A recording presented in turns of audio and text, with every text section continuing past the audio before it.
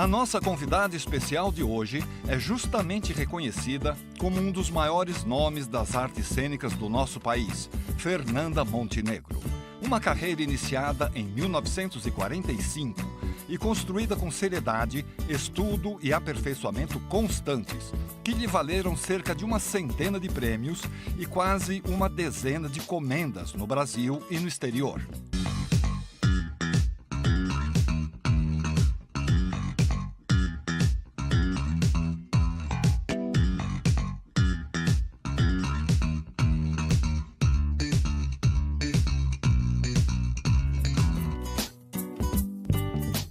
Para a entrevista com a Fernanda Montenegro, convocamos dois artistas que tiveram a honra de compartilhar o palco com ela.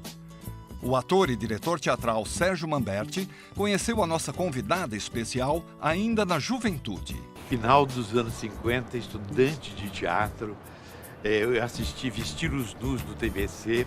Ela era uma jovem atriz, tinha umas grandes estrelas, Cacilda, Cleide e tudo.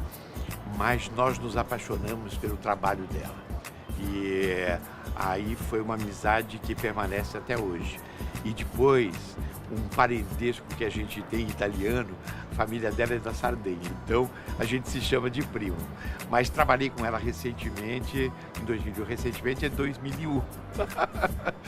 Fizemos uma peça do Mauro Alta Sociedade e estamos muito próximos e é uma criatura extraordinária.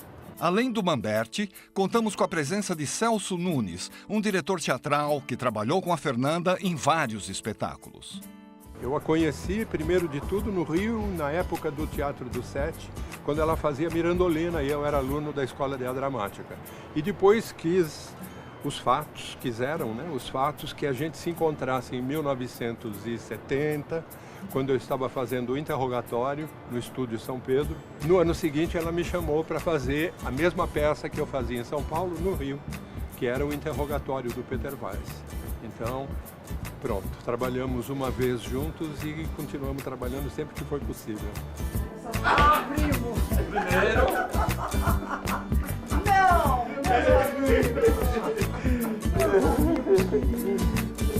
Quantos anos! Nem fala. São grandes.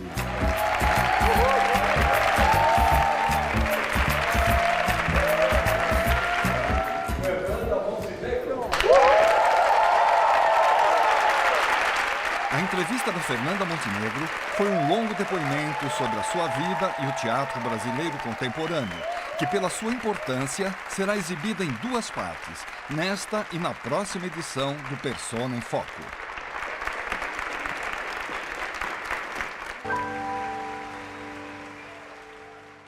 Fernanda, estamos honrados em ter sua presença no Persona em Foco. Muito obrigado. Obrigada.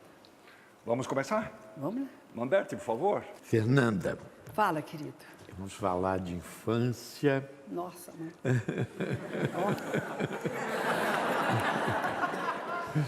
Você sempre diz que o cinema foi um grande inspirador, foi seu refúgio imaginário durante a infância, né? Você acha que o cinema despertou esse desejo de estar no palco, de ser atriz, ou foram as histórias da sua avó? Eu acho que é tudo. Porque o cinema na minha infância, nos anos 30, era uma viagem do sonho. A gente ia ao cinema, às vezes, 2, 3 vezes por semana. Criança mamando podia ir, não tinha problema. Os filmes eram filmes de amor, aquela coisa hollywoodiana, muito bem iluminada. E as mulheres eram divinas, lindas. Eram histórias absolutamente assim, fora da realidade. Raramente tinha um filme realista.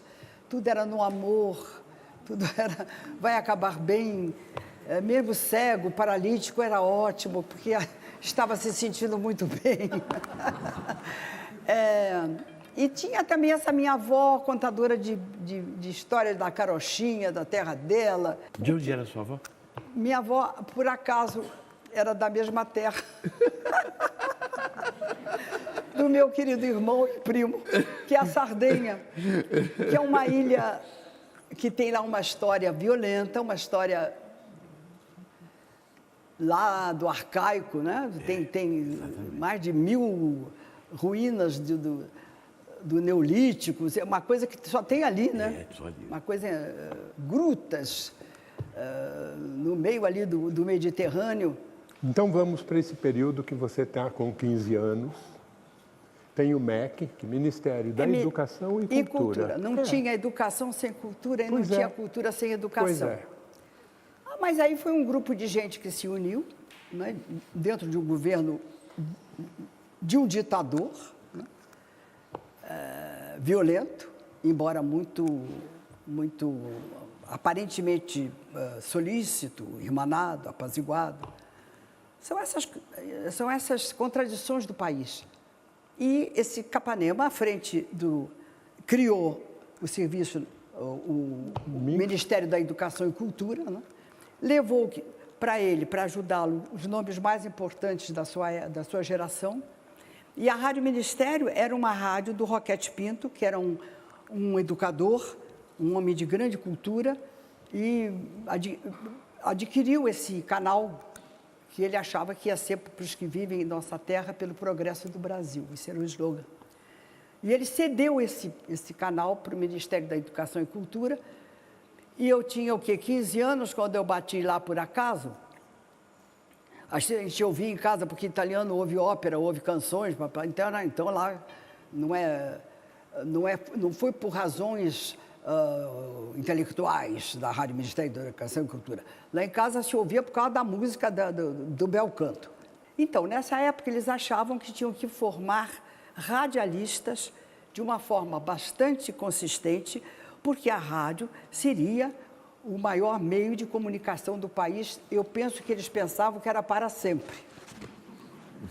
Então, eu fui fazer parte, entrei para esse grupo de trabalho, onde a gente, cada vez que se falava de um autor, quer na literatura ou de música, ou historiador, tínhamos todo um esclarecimento, né, para os jovens que iam ser os grandes radialistas, com uma preparação cultural boa. E lá fiquei eu 10 anos nessa rádio. É engraçado, porque a primeira coisa que eu fiz foi uma peça do Hernani Fornari, que era um autor de teatro gaúcho, chamado Sim, a Moça Chorou, que era sobre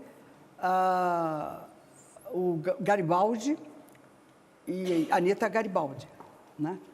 Então, tivemos toda uma explicação sobre a Guerra dos Farrapos, como é que aquilo se resolveu, como é que não... Quando a gente chegou a fazer o rádio-teatro só a voz, né, lendo, a gente tinha, não digo profundo conhecimento da matéria, mas não se chegava ali sem se ter uma base boa de cada coisa que se fizesse. Você começou a fazer teatro aos 8 anos, né? A primeira vez, né? Isso foi a primeira vez. Mas eu não sabia ali. Eu sou produto do Rio de Janeiro. Eu sou um produto do subúrbio do Rio de Janeiro. E havia uma igrejinha ali onde eu morava, uma igreja de São Sebastião. E nos fundos da igrejinha tinha um palco. E se fazia teatro ali. Um primo meu, afim, não era de sangue, era afim. E ele coordenava. E se levava dramalhão, aqueles dramalhões de circo. E tinha um dramalhão famoso chamado Os Dois Sargentos, né? Tinha Rosa do Adro, os Dois Sargentos. E aí a história dos Dois Sargentos começa quando eles têm 8 anos. E eu fiz um dos sargentos. Só uma vez. Ensaiei direitinho e fiz. Acho que fui bem. E deu aquele gostinho, Fernanda? Não, mas não foi assim, é isso que eu vou. Não, mas achei uma coisa bonita, achei que a luz me tirava do chão, mas disse direitinho as minhas falas. E aí passou-se esse tempo todo, até eu chegar ao teatro. Sua vida profissional? Não, depois, com 16 anos, ainda na rádio, 2 colegas meus, que faziam parte do grupo da rádio, eles estavam se formando em Direito. A Rádio Ministério da Educação e Cultura era do lado da Faculdade de Direito. E eles fizeram, porque também era moda isso aí já é uma outra história, porque é o seguinte, houve uma hora no Brasil que se fez muito teatro amador, As faculdades, quando formavam, pelo menos no Rio de Janeiro, quando se formavam, a grande curtição era um espetáculo. Então, esse grupo da Faculdade de Direito que se formava naquele ano e que também trabalhava na rádio, eles levaram uma peça do Cassona, que era do grupo do Lorca, e precisavam de uma mocinha lá, porque era um educandário. Eu fui lá e fiz também um papelzinho, tudo bem. Mas voltei para a rádio. Já era Maria Jacinta nessa época? Não, Maria Jacinta já foi em dezembro de 50. Aí comecei a minha vida. Foi aí. Grande Maria Jacinta, né? Grande Maria Jacinta, educadora, professora, foi uma mulher muito importante. Ela teve uma influência sobre Dulcina. É impressionante como a gente parou com o teatro na alma, sabe? Porque não era só o profissional. Sabe o que é isso? Cada grupo que se formasse numa faculdade, a Constituição era fazer uma peça, compreende?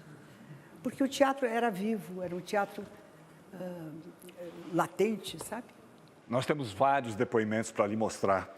O primeiro deles é de uma atriz que estava com você numa peça da Maria Jacinta, As Alegres Canções da Montanha. Exatamente. Olha só o que ela diz. Fernanda, minha querida colega e amiga, quero mandar para você uma mensagem de carinho e de admiração.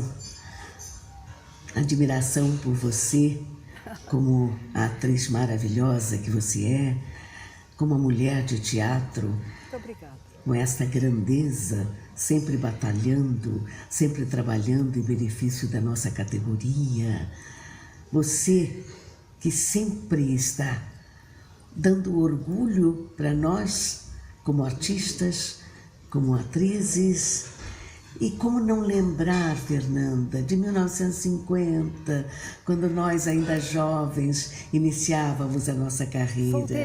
Num momento tão agradável, quando fizemos As Alegres Canções da Montanha, produção da nossa querida Maria Jacinta, no Teatro Copacabana. Foi ali que tudo começou. Foi a partir dali que você despontou para essa carreira maravilhosa que você conquistou. Foi ali que você despontou para o entusiasmo de todos os brasileiros por você como atriz, como grande representante da nossa categoria de atriz. Querida, um beijo carinhoso. Embora não estejamos sempre juntas, sempre me lembro de você com muito carinho e admiração. Beijão para você.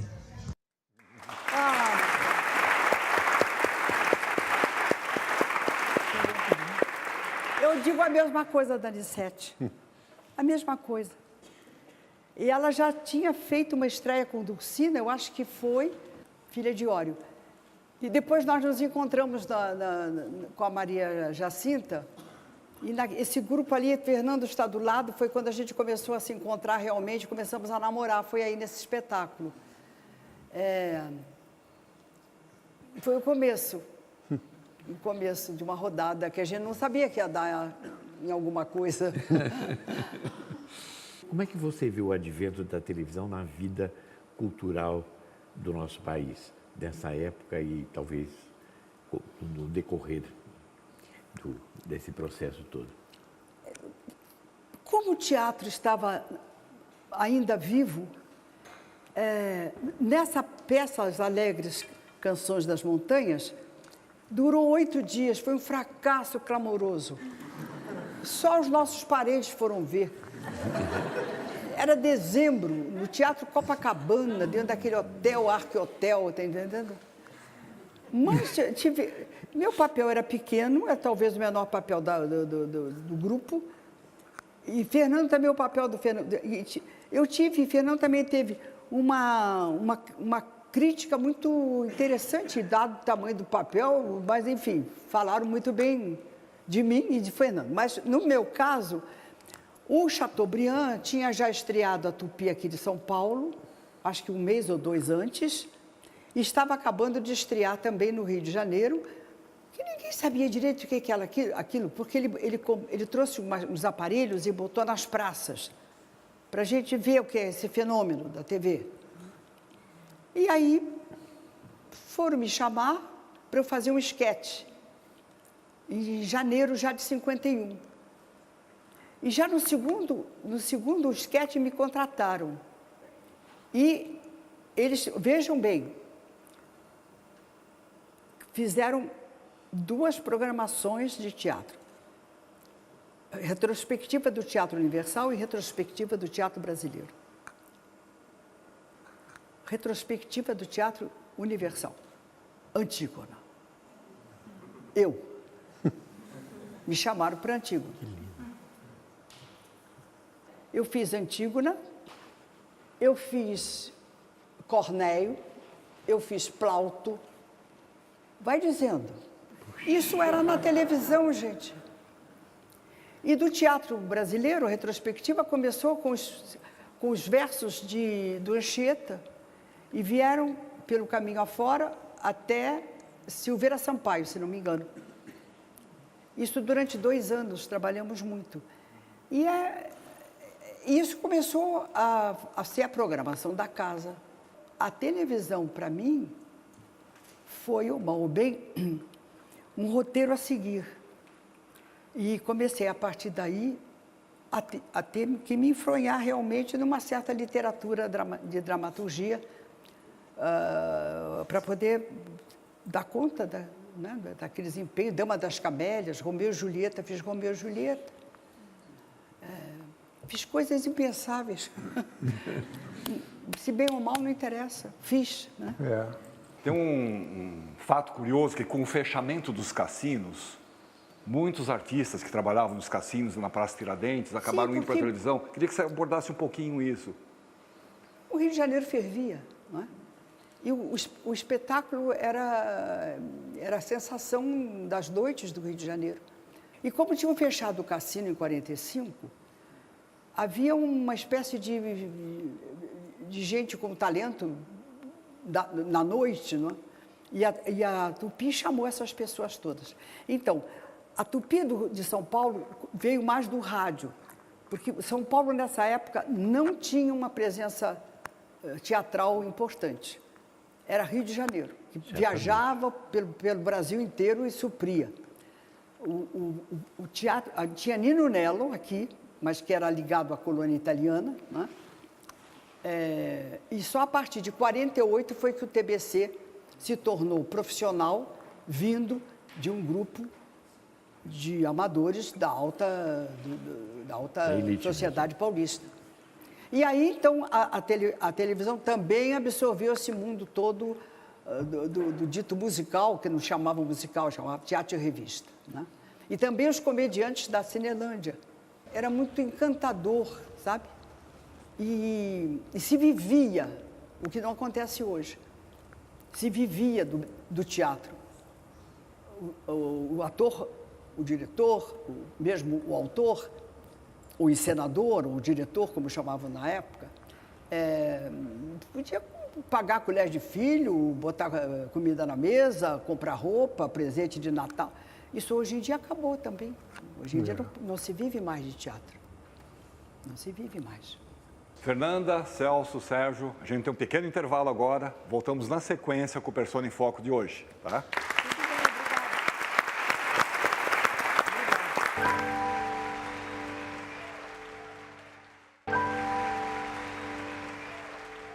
Segundo bloco do Persona em Foco de hoje, nós temos aqui o Celso Nunes e o Sérgio Mamberti conversando com Fernanda Montenegro.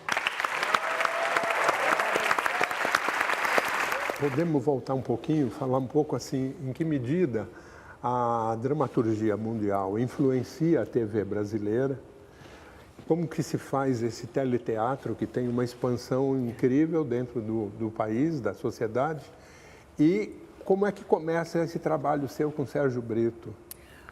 Aí, todos nós ali nos confraternizávamos, né? Porque tinha a famosa Cinelândia, né? Uma banda já estava se passando para as noites de Copacabana. E a Cinelândia fervia, porque tinha não sei quantos teatros, tinha o Teatro Municipal, compreende? Tinha os restaurantes, os bares. E aí foi onde eu comecei a me aproximar de Sérgio Brito. Sim. Mas aí São Paulo estava estourando, começando a vir muito forte, não é isso? E ainda ficaram lá até 51, por aí. Aí Sérgio veio para São Paulo. Nós só chegamos em São Paulo, Fernando e eu, recém-casados, em 54, e ficamos aqui 5 anos. Foi quando nos unimos ao Sérgio na Companhia da Maria. Sei. O depoimento que nós temos agora é de uma companheira sua que fez com você mais de 400 teleteatros na TV Tupi. Vamos ver o que ela diz e depois queria que você comentasse como era o processo de trabalho desses teleteatros. Ninguém acredita. Fernanda. Testemunhas. É um nome que entre nós tem a dimensão de um monumento. É. Então, com a admiração e o respeito que eles nos inspiram, eu me coloco diante desta companheira. É companheira mesmo. Na estrada que o nosso ofício ofereceu. Tirando o viés afetivo da nossa convivência, eu tenho tido o privilégio de testemunhar a trajetória dessa nossa intérprete maior. E a tua, Natália? A paixão, a entrega com que ela sempre se doou Vocês a desculpem. essa arte que é o que determina a sua vida. Obrigada, Fernanda, por tudo que a sua sensibilidade, a sua inteligência, enfim, com tudo que nos doou até aqui. Ô, Natália.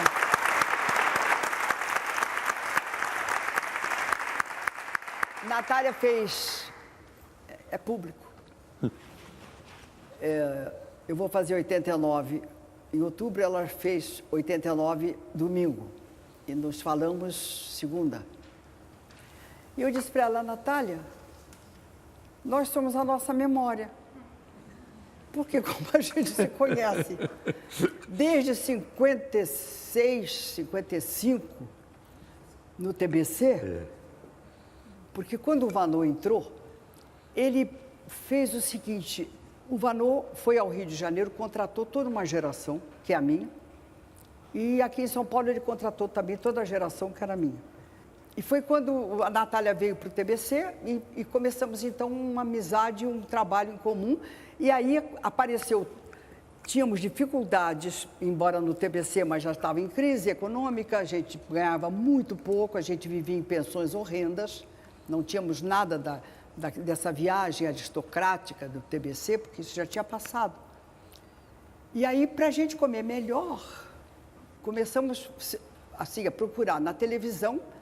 Já comecei a fazer alguma coisa aqui com Antunes Filho, foi o período de 5 anos aqui em São Paulo.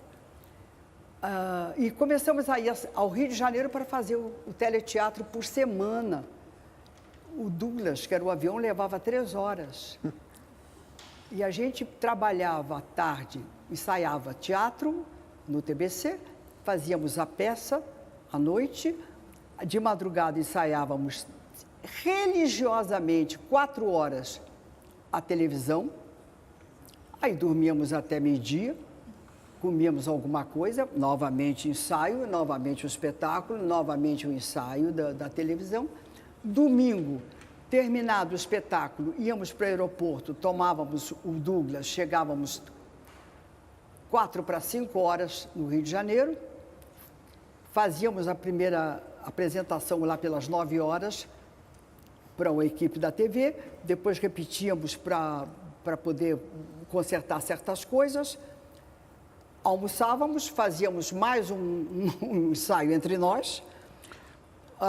O programa ia por volta de 10 horas da noite. Na terça-feira, bem cedo, a gente saía para São Paulo para se poder ensaiar. Isso em 56, 57, 58 e 59 voltamos para o Rio. Desse período, a minha ligação com a Natália.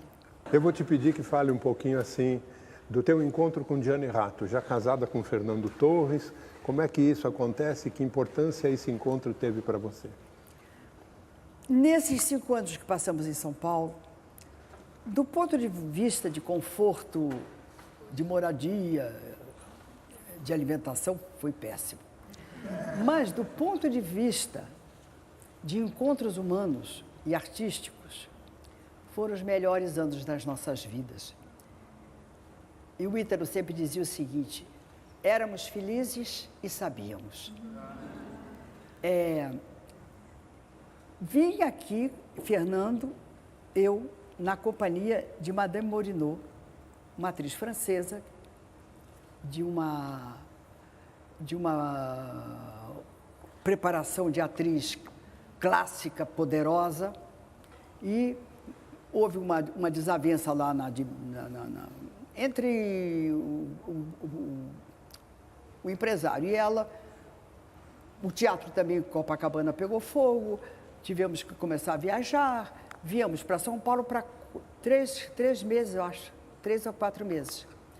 Quando terminou esse período, nós íamos voltar para o Rio, talvez deixássemos, Fernando e eu, talvez deixássemos o teatro, a gente podia ir para a BBC de Londres, eu podia ir para a radiodifusão francesa. O Sandro e a Maria tinham trazido Jane Rato, que foi um dos fundadores do Piccolo Teatro de Milão, um dos maiores cenógrafos da Europa na época. E eu não sei por que esse homem veio para cá. A conversa do Sandro deve ter sido extraordinária. Eles tinham, a duras penas, construído o Teatro Maria della Costa e sonhavam um TBC 2. E veio o Rato. Eles foram assistir a gente e nos contrataram, a mim e a Fernando. Foi quando entramos para a Companhia Maria della Costa, começamos a ter contato com o Jane Rato. Sérgio Brito, me reencontrei Sérgio Brito, que estava na companhia, fazendo um Delfim maravilhoso, que tem outro fenômeno também, que é a vocação. Isso eu quero abrir também um parênteses para vocês. O talento não é nada sem vocação. Se você tiver um talento extraordinário, tudo bem. Mas se você tiver uma vocação inarredável, assim, determinante, você acaba tendo talento. Porque você vai à luta e você vai se formando. E tem uma hora que você acontece porque você tem vocação, que é inarredável. O caso de Sérgio, eu tinha visto o Sérgio fazer o Horácio do Hamlet com o Sérgio Cardoso. Era péssimo. Já médico, há 2 anos que era médico, porque ele se formou, porque o pai queria que ele se formasse e se formou. Então ele fez 2 anos de medicina, depois, papai, eu já fiz o que você queria, agora eu vou ser ator. Assim, o pai achando que acabou a vida dele. Essa coisa do Sérgio, por exemplo, quando nós revimos o Sérgio fazendo o Delfim, poxa vida, sabe o que é? Que é uma loucura. Era lindo. Bom, e aí fomos para lá, estrearam com um espetáculo extraordinário, que era a Cotovia, do Anuio, dirigido. Cotovia.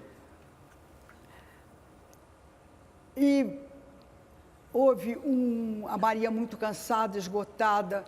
Aí apareceu o Décio de Almeida Prado, que deu a moratória para o Rato ler. E o Rato tinha uma coisa importante nele, que era dizer o seguinte: não há teatro de um país sem o autor desse país. Exato. Então, o Brasil, para ter teatro brasileiro, tem que ter autor brasileiro. Isso é muito interessante, porque era exatamente o oposto do TBC. O TBC, o único autor brasileiro lá era o Abílio Pereira de Almeida, que era ótimo, e um dos fundadores. Mas autor brasileiro não entrava lá.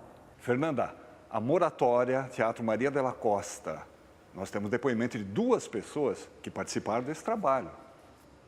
Fernanda Montenegro. Sabe como é que eu conheci Fernanda? Sim, Mona Della No Teatro Copacabana Palace, numa peça com a Morinot. Passou-se um tempo e nós nos encontramos na companhia da Maria della Costa. É uma revelação. Olha lá. Uma noite de 1955, Teatro Maria de la Cosa, na Rua Paim. Foi quando surgiu, foi um estrondo, a aparição de Fernanda Montenegro em Laboratória, do Jorge Andrade, direção do Gianni Rato. Ela tratava o Gianni Rato de senhor, e ele se divertia muito com isso. Foi desde então, ficamos amigos, eu fiquei muito amigo dela e do marido dela, o Fernando. E o que me impressionava na Fernanda era a firmeza, aquele olhar, aqueles olhos imensos que ela tem. Enfim, foi uma época sensacional. E trabalhamos depois, eu fazia produção, meio campo, eu fazia meio campo na televisão com ela, nos programas que fazia segunda-feira na Tupi. E a satisfação e a alegria de ter que conviver com essa grande atriz, esse modelo de interpretação no Brasil, que você vai no Rio de Janeiro, todo mundo fala que nem Fernanda.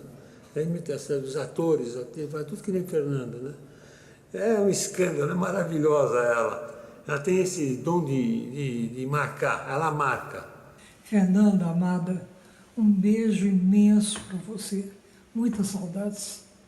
É por isso que eu digo que ela não é uma estrela. A Fernanda Montenegro não é uma estrela, ela é uma constelação.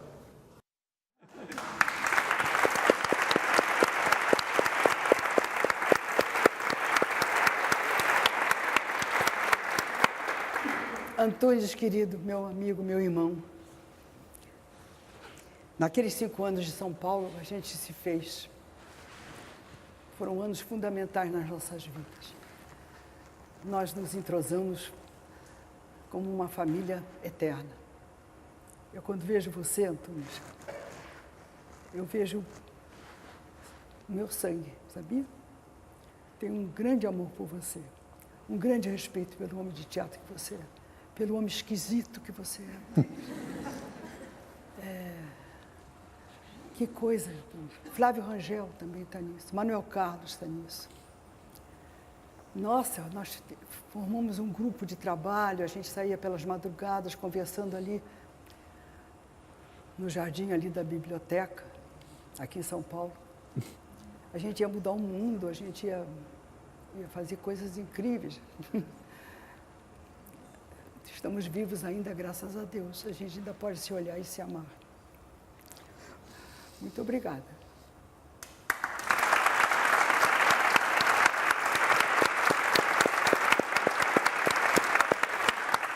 Mona Delacille, você é também uma memória tão vivida, tão quente, daquele período na Companhia Maria de la Costa. Você fez a mãe da minha personagem na Moratória, tão exata, tão brilhante. Depois fizemos Interesses Criados, do Benavente, no TBC, direção do Daversa. Você era uma comédia, a comédia dell'arte. Eu me lembro que você entrava cacareja. Então, partindo para o rato. Chamamos sempre o seu rato de rato. Nós estávamos vindo de 2 anos com Mourinot. Era senhora Mourinot, madame para cá, madame para lá. Um diretor, era um homem jovem, tinha 37 anos. Mas a hierarquia... até hoje, se eu encontrasse com ele, diria seu rato. Entendeu? Então, não era servidão, era a visão hierarquizada que essa mulher passou para nós. Então, esse encontro com o rato,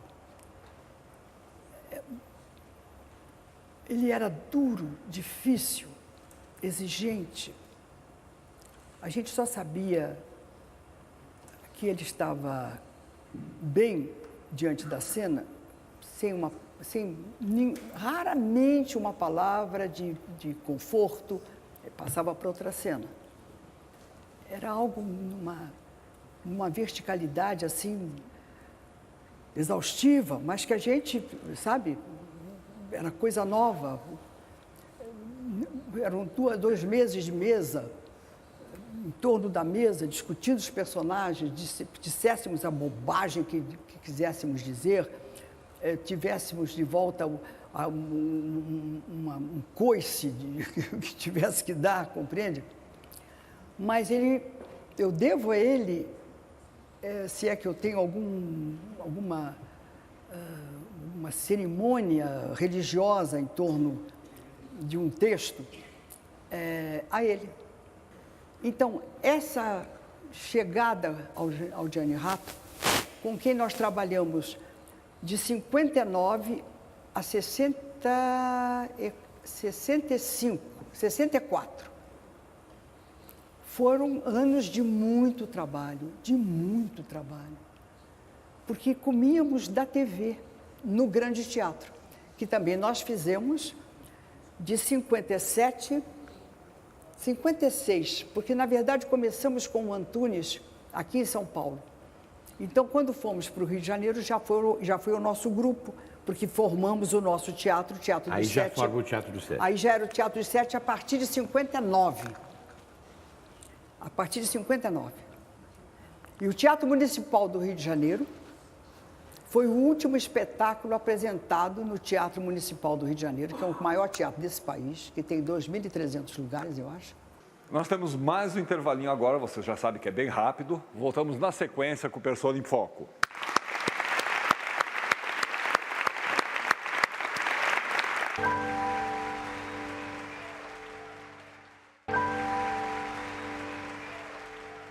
Voltamos com o Persona em Foco de hoje. Nós temos aqui o Celso Nunes e o Sérgio Mamberti e o papo está rolando com a Fernanda Montenegro.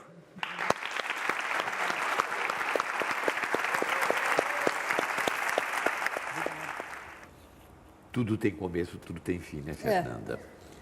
E na época do Teatro dos Sete, a gente tinha uma ideia de que era uma coisa eterna, que era uma coisa que ia durar sempre, né? Mas, de repente, terminou.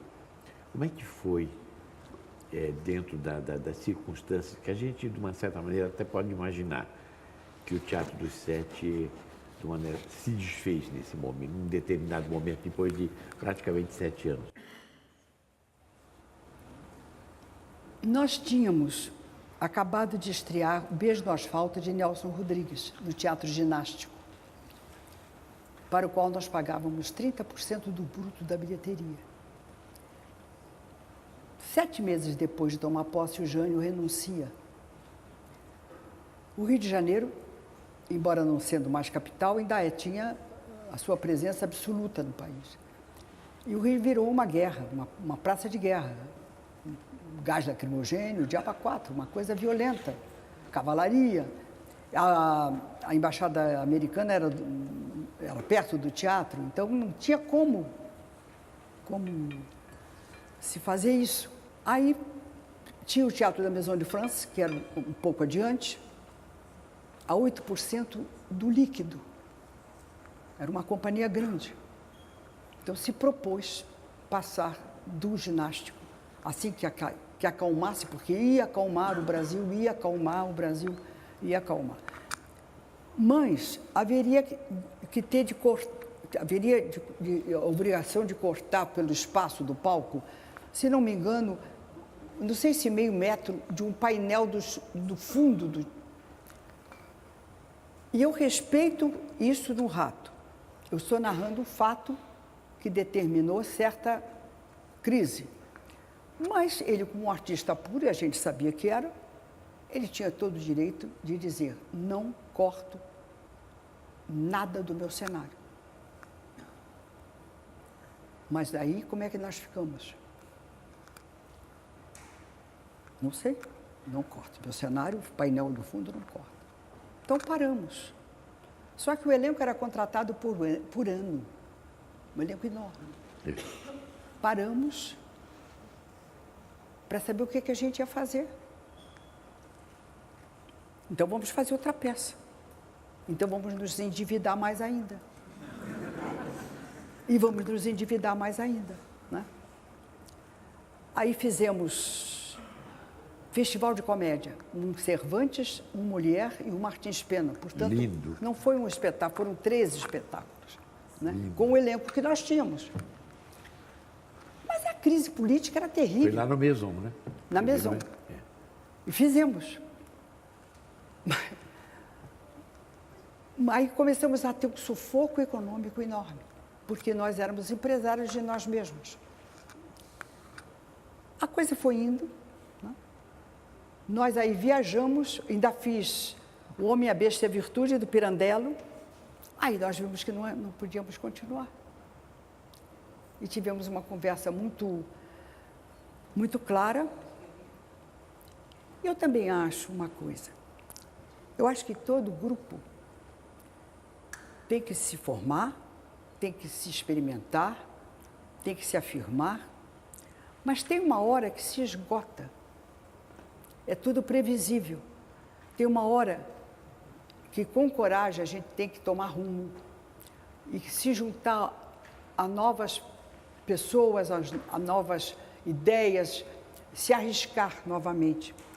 Mas devo ao rato. Isso eu quero dizer. Devo ao rato o que eu possa ter de melhor, com percepção cênica, com percepção de personagem, sabe? Da inquietação em torno do caminho que se pode alcançar dentro de um palco. Eu queria aproveitar e acrescentar uma fala rápida sobre o Gianni Rato, e que eu acho que tem tudo a ver com essa plateia de pessoas que também fazem teatro. Ele disse para mim uma vez assim: tudo consiste em se encontrar o fino fio que inspirou o autor. Independente da época, do século, você tem que encontrar o fino fio que inspirou o autor para poder começar a fazer. Pois é, mas isso é lindo. Né? Isso é uma filigrana, compreende? Isso dá um trabalho mortal. Mortal. Mas quando você encontra também, você vê você não vê só aquele personagem, você vê a humanidade, sabe? Você ganha humanamente, existencialmente você ganha, miticamente você ganha. Porque essa é a força do teatro. Está na dramaturgia. Você pode fazer a encenação mais espetacular, mais desafiadora, mais tudo. Agora, não apague a dramaturgia, sabe? Esses personagens, eles têm que estar ali, compreende? Porque senão você vê uma encenação fantástica, mas e o piso disso, e o chão disso, né? E a areia disso, e a terra disso, né? De qualquer forma, o Teatro do Sete marcou época, né? Uma atriz que estreou dos palcos nessa companhia, Teatro do Sete, fez questão de mandar uma mensagem para você, ela gravou pelo celular. Eu adoro Fernanda Montenegro. Eu tenho a maior alegria de ter começado a minha vida artística com ela, com todos os seus amigos, naquela companhia maravilhosa. E a única coisa que eu sinto muito triste é da gente depois nunca mais ter trabalhado junto. Vamos ver se isso acontece, não é? Fernanda, você é um ícone do nosso teatro, um ícone da mulher brasileira.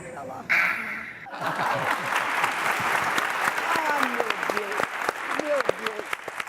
Nós éramos parecidas. E eu acho que nascemos no mesmo dia. Verdade. É muito engraçado. E ela fazia a Dália, né? No Beijo no Asfalto. E fizemos muito teleteatro no Grande Teatro Tupi, também ela trabalhava muito com a gente, muito. Então, Fernanda, a capital muda para Brasília, vamos para essa época. Jânio renuncia, Jango é deposto e a ditadura militar se instaura no país. O SNT, Serviço Nacional de Teatro, passa a dar verbas para as companhias. Você entende que isso era uma maneira de calar as pessoas? Eu acho que sim, porque a gente dava dinheiro para o espetáculo, mas a gente não podia falar. Né? Hoje a gente pode falar, mas não dá dinheiro para a gente. Então, a gente está sempre pendurado em alguma coisa. Mas tinha concurso de peça brasileira, cujo primeiro prêmio seria a montagem. Aí ganhou o Vianinha, que era do partido, não podia montar. Mas ele ganhou. Mas não podia montar. Era uma loucura, isso aí foram anos. Patética foi nessa linha também. Patética foi premiada e daí não podia montar. Não pode montar. Ficou 5, 6 anos esperando poder ser montada. Esse período de trevas, aí, os anos de chumbo, né? Mas você, nessa época, você volta a São Paulo a convite do Maurício Segal para fazer um interrogatório com direção de Celso, né? Foi. E também fez o do Milor Fernandes, debaixo dessa égide, né? Dessa pressão que nós sofremos. Todos nós tínhamos, porque não era um problema claro de uma peça de esquerda, era um poder brutal, sem lógica. E foi aí que nós começamos a nos encontrar. Foi. Não é? Um lindo encontro. Exatamente. O Fernando aluga a Noite de Cristal, do Vianinha. Aí nós fizemos o interrogatório de Peter Weiss, que, segundo lá, diz que é um oratório a respeito Auschwitz. Dos nazistas e dos judeus enterrados e mortos e diabo 4. Seria como se não fosse sério. É. E Petra Falcante. Exato. Que repertório. Que repertório. Entendeu? E eram peças que ficavam 1, 2, 3 anos em cartaz. Nunca menos de 1 ano em cartaz. Nunca menos de 1 ano em cartaz. Vocês mencionaram aí a peça do Milor Fernandes. Um dos atores dessa peça também mandou uma mensagem para você. Quem não ama o trabalho de Fernanda? E uma das admirações que eu tenho é pela sua disponibilidade. Ela pode trabalhar com qualquer diretor e trabalha com diretores modernos, experimentais, antigos, conservadores, de nível mais para comédia, para drama, e sempre quando abre um pano está lá a Fernanda absoluta, com a sua autoridade cênica, e a peça funciona de qualquer maneira porque não depende disso, tem a presença dela. E dessa disponibilidade, eu lembro bem no quando nós convivemos, um dia, ela talvez não lembre, um dia nós estávamos no ensaio e ela veio conversar comigo sobre uma cena que ela tinha ensaiado. E eu dei minha opinião. E para minha surpresa, ela chamou o Paulo José e disse: Paulo, eu quero experimentar alguma coisa que o Jonas propôs. Eu quero ver como é que funciona. Isso para mim foi uma lição, uma admiração, essa humildade, essa disponibilidade para procurar sempre uma outra solução para a cena. E a generosidade dela também, né? Não só de ter me oferecido um trabalho de um ator que no Rio de Janeiro ainda não era conhecido, como também pela maneira como ela recebeu minhas filhas no camarim, pelo livro que ela me deu de presente, talvez ela não lembre, me deu o livro do Jung, e pela lição de profissionalismo que ela sempre dá. Fernanda, não tem como não te amar. Ah, meu amor. Obrigada.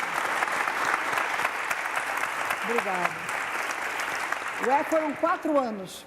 4 anos. Aí parei porque não dava mais. Senão a gente iria fazendo, compreende? Porque também tem isso, né? Se você faz 4 anos uma peça, tem que fazer alguma coisa agora, meu Deus do céu, porque eu vou ficar 4 anos fazendo isso aqui, não é? Claro. O sucesso que é. E como também como dura no tempo, e o Brasil muda muito, então, às vezes, a proposta que há 4 anos tinha uma linguagem, de repente aquilo pode tomar outro rumo, pode dizer outra coisa, né? É impressionante isso. Celso, Sérgio, Fernanda, nós temos o último intervalo do programa agora. Voltamos na sequência com o Persona em Foco. Obrigada.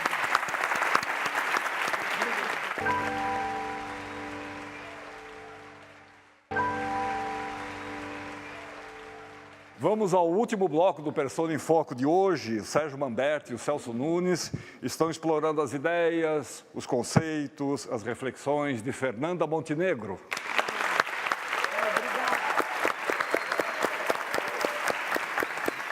Eu tenho aqui uma lista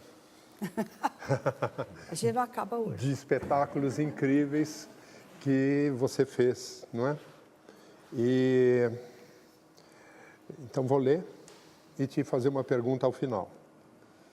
As Lágrimas Amargas de Petra Falcante, que eu tive o prazer de dirigir. A quem devo muito nesse espetáculo. Muito. Fedra, com ambientação cênica do nosso querido Hélio Eichbauer, que nos deixou assim abruptamente. Direção do Boal. Era. Dona Doida, e o polêmico The Flash and Crash Days.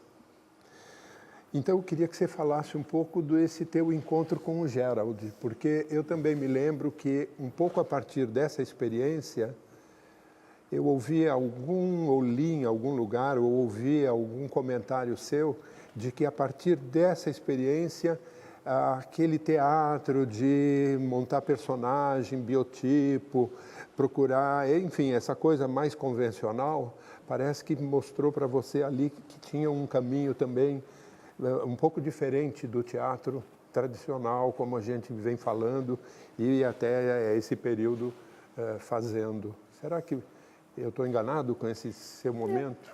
Eu acho o seguinte, de qualquer maneira, dentro daquela nova proposta, o que vinha como sugestão, hoje, na distância, eu vejo que eu trabalhava um personagem. Sempre tinha uma configuração de ou dupla da mesma pessoa, né? Mais jovem, mais velho, ou mãe e filho e mãe. Né?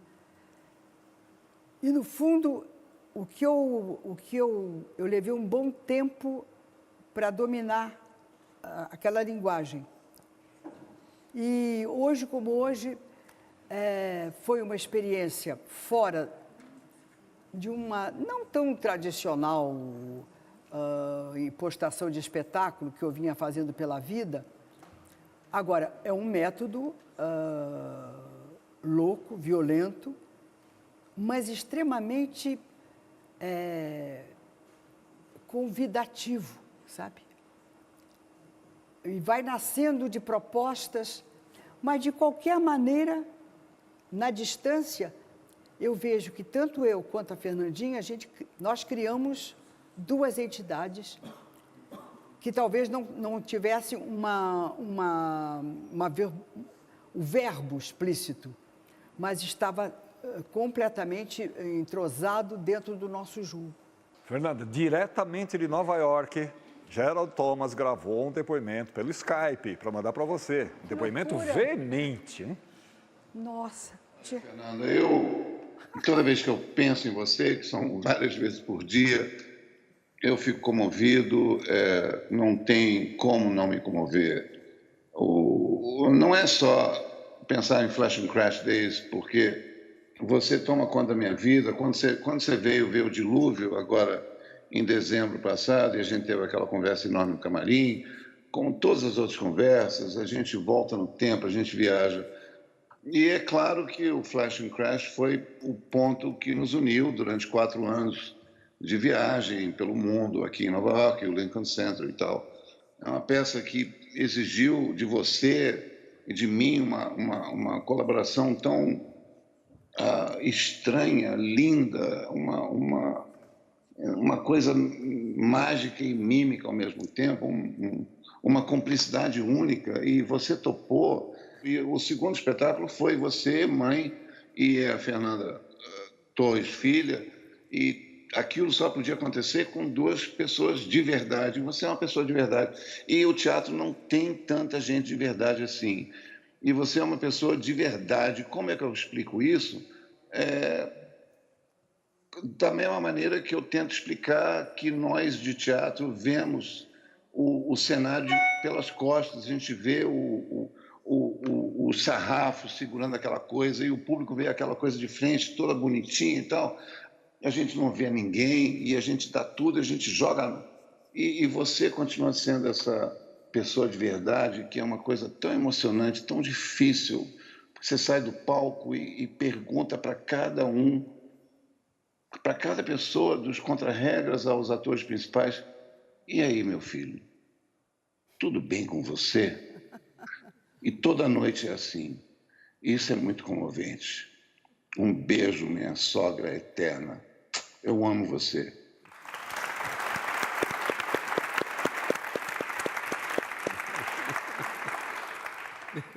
Eu guardo do Gerald, nós estávamos em Hamburgo.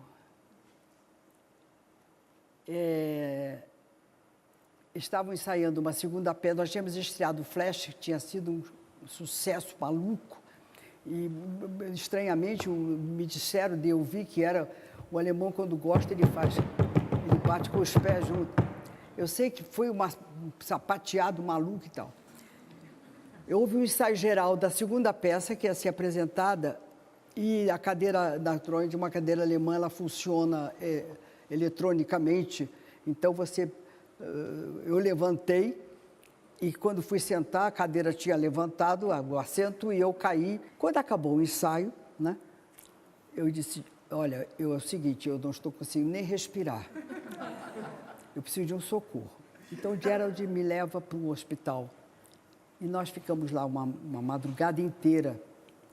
E foi a primeira vez que a gente se encontrou como gente. E ele me deu o socorro. Conversamos sobre a vida. E ele esqueceu aquele ensaio geral, largou aquele ensaio geral, ficou ali comigo, me acudindo, como um filho. Então, essa pessoa estranha, que é Gerald Thomas, nessa noite de socorro humano, eu vi que o demônio não é tão demônio assim, tá entendendo? E, a partir daí, eu sou muito grata a ele. Nesse sentido de que ele largou aquilo que era a vida dele, né? Estava ali para aquele espetáculo que ia estrear no dia seguinte. Né? Mandou tudo às favas e acudiu um ser humano ali do lado, tá entendendo? Então, eu estou narrando isso. Hoje a gente tem uma troca, às vezes, de e-mails, assim, muito humanizados. Na próxima edição do Persona em Foco, a segunda parte desta entrevista com Fernanda Montenegro, em que ela aborda as suas experiências mais recentes no teatro, no cinema e na televisão. É um desafio diário, porque todo dia a gente entra em cena para fazer o outro. E tem gente, às vezes, ainda hoje no Brasil, que paga para ver você fazer esse desaforo de querer ser outro. E no querer ser outro, você também toca o outro que está na tua frente. E você sai imantado de mais humanidade. No que estamos agora é na sobrevivência mais essencial, que é cada um fazer o teatro que puder fazer. E sei que não vamos deixar de fazer. Monólogo, diálogo, triálogo já é uma multidão. Não pode aqui, vai ali. Tem aquele SESC ali, tem o SESC lá. Tem uma ajudinha aqui de uma prefeitura, tem mais não sei o que lá de um estado. E vamos viver, vamos sobreviver.